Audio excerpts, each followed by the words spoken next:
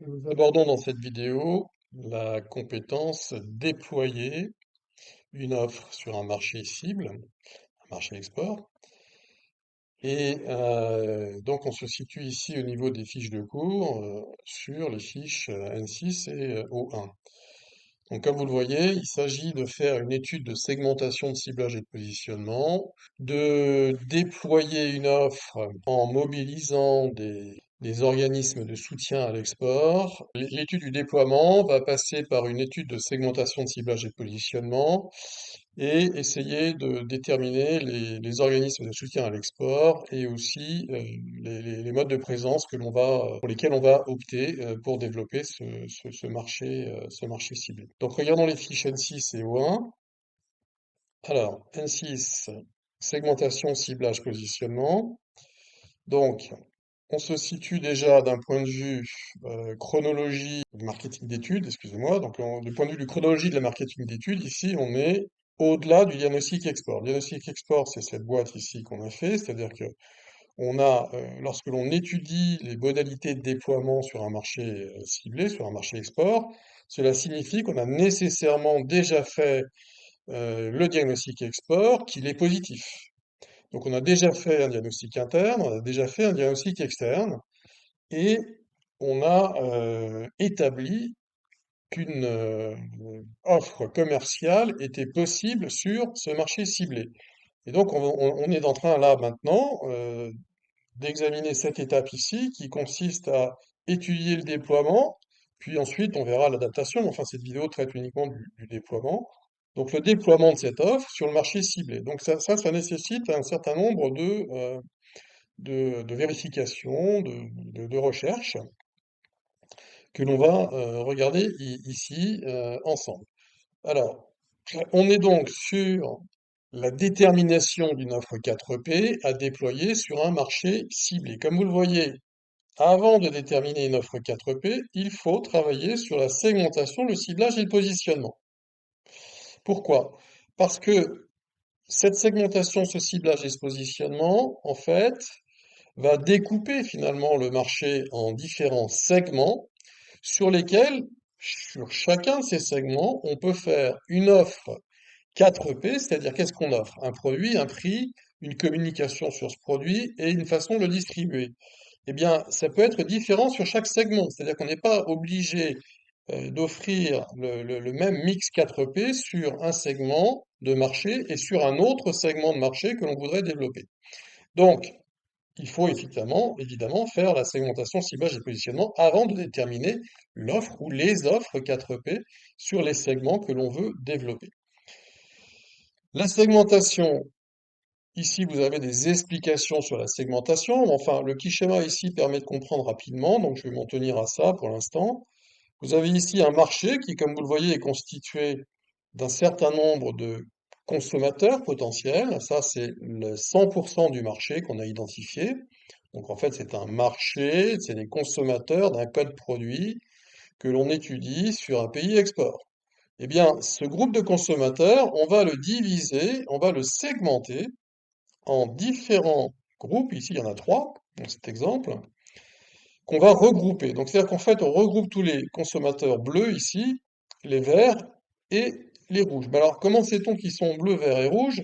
C'est là où intervient la notion de critères de segmentation. C'est-à-dire qu'en fait, on les regroupe selon un critère de segmentation qu'il aura fallu déterminer au préalable. Donc, la première étape de la segmentation, finalement, c'est de déterminer les critères de segmentation que l'on va choisir.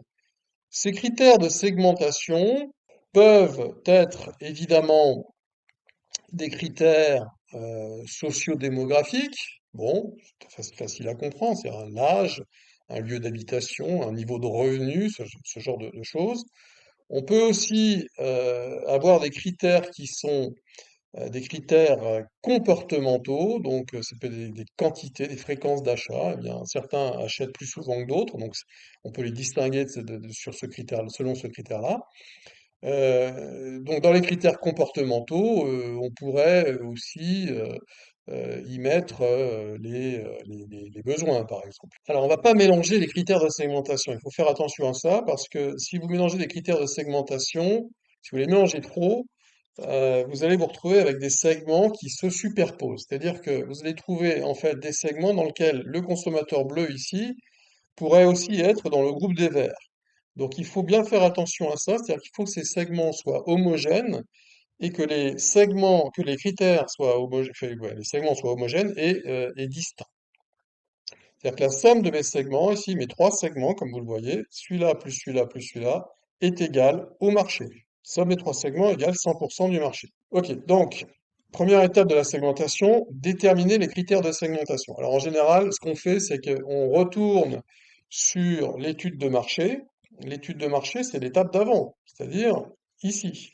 Ici, on a fait une étude de marché, c'est-à-dire les données sectorielles. Dans les données sectorielles, vous avez le profil du consommateur, et dans le profil du consommateur, vous avez des caractéristiques de consommateur, donc de façon de consommer. Qui consomme, qu'est-ce qu'il, etc. Donc tout ça peut vous donner des idées sur des critères de segmentation pertinents.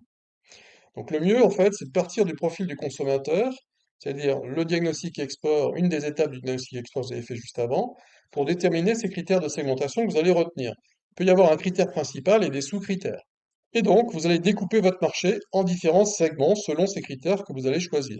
Donc, un exemple simple à comprendre, c'est des tranches d'âge, et dans ces tranches d'âge, des sous-critères, par exemple, de revenus. Donc, on va avoir une tranche 18, je dis n'importe quoi, 18-30 ans, 30-50 et plus de 50 ans.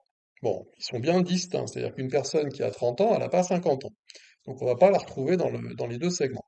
Et ils ne se superposent pas, ils sont bien homogènes. Mais juste l'âge, pour moi, c'est un petit peu trop général, et donc je vais associer à ce critère de l'âge un sous-critère, par exemple les revenus. Donc sur la tranche 18 à 30 ans, eh bien, je vais faire différents sous-segments en quelque sorte, mais enfin qui deviennent des segments finalement en part entière, c'est-à-dire des segments de revenus. Donc je vais considérer que dans les 18 à 30 ans, il y en a qui gagnent moins de 30 000 et d'autres qui sont à plus de 30 000. Donc j'ai fait deux sous-segments en quelque sorte dans le segment, dans le premier segment. Donc critères, sous-critères, vous avez compris le principe, et tout ça découpe mon marché en une somme de segments distincts et homogènes. Quelle est l'utilité? L'utilité, c'est de cibler le ciblage. Le ciblage, ça consiste à quoi? Ça consiste à, pour une entreprise qui souhaite exporter sur un nouveau marché, réduire les risques. Je vais donc cibler les segments peut-être les plus prometteurs et surtout les moins risqués. Donc, c'est une espèce d'arbitrage entre le segment prometteur et le moins de risques possible pour moi. Donc plus j'ai de segments à cibler, plus les ressources que je dois déployer vont être importantes.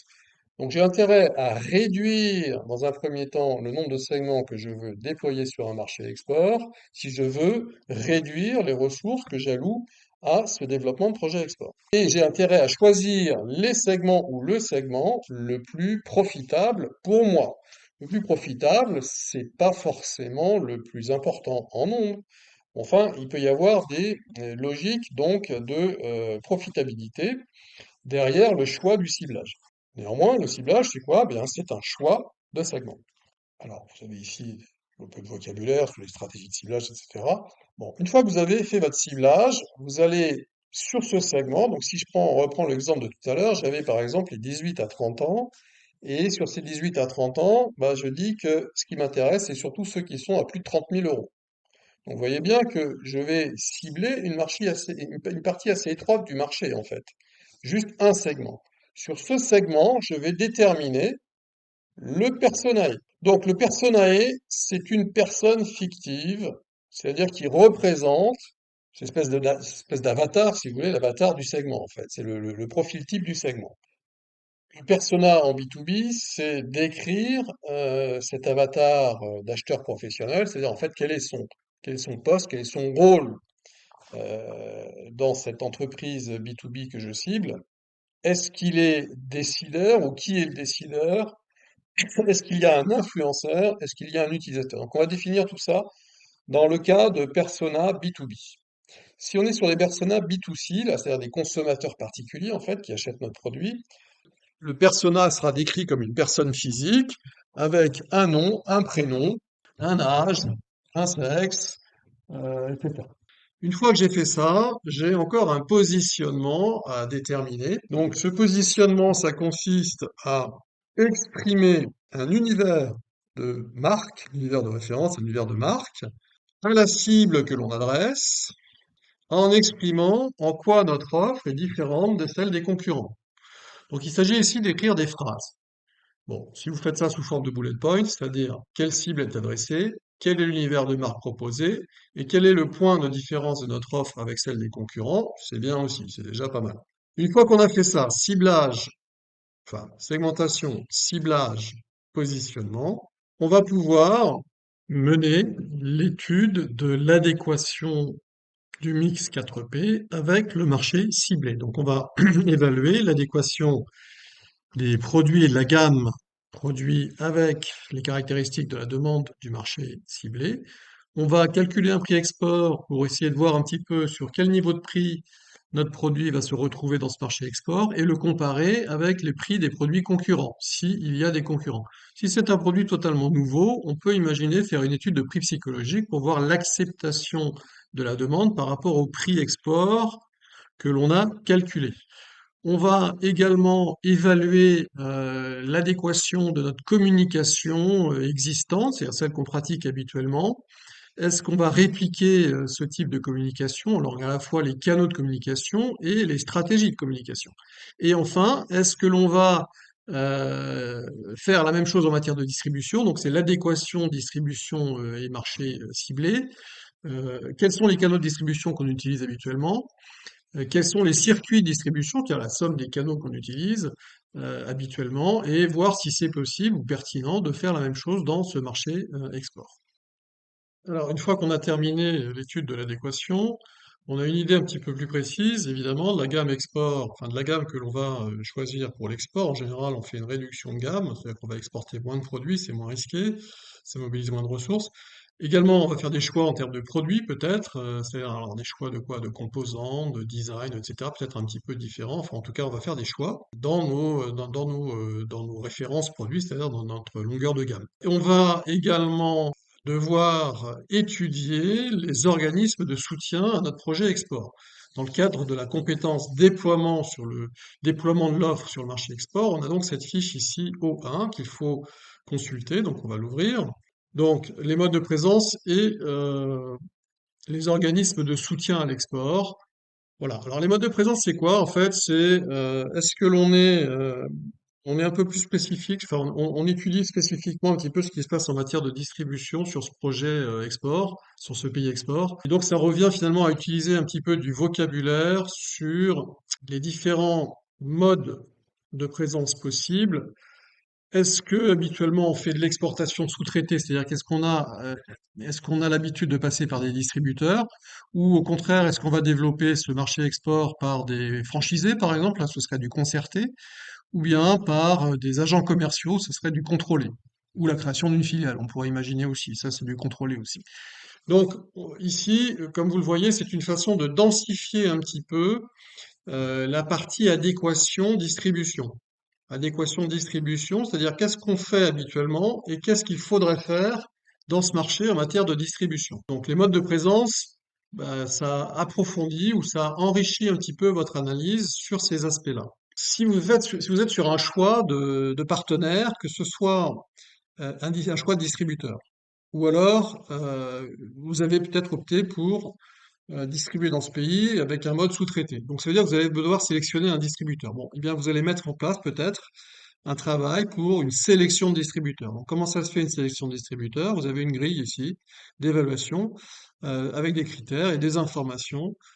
Vous pouvez faire la même chose sur des franchisés et vous pouvez faire la même chose sur des agents commerciaux. Bon, les critères seront peut-être pas tout à fait les mêmes, enfin grosso modo, ça va être à peu près pareil. Ensuite, vous aurez une partie à renseigner. Ça, c'est plus de la recherche et un peu, ça, c'est pas vraiment du cours, c'est plus de la recherche et des connaissances sur quels sont les organismes de soutien que je peux déployer pour mon projet export. Bon, ici, vous avez une liste sur la fiche des organismes de soutien possibles.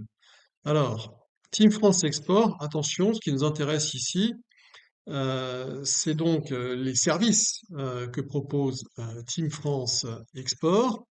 Ça peut être, comme vous le voyez, la Direction générale du Trésor, qui présente un certain nombre de services, BPI également, Business France, etc., etc. Vous avez ici une liste que vous pouvez utiliser pour approfondir euh, cette annexe sur les organismes de soutien à l'export que vous allez devoir faire, c'est-à-dire qui va m'accompagner finalement pour m'aider à réussir sur ce pays export.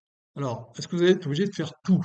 Bah, oui et non. C'est-à-dire que le plus vous en faites, bah, le mieux vous avez couvert la compétence.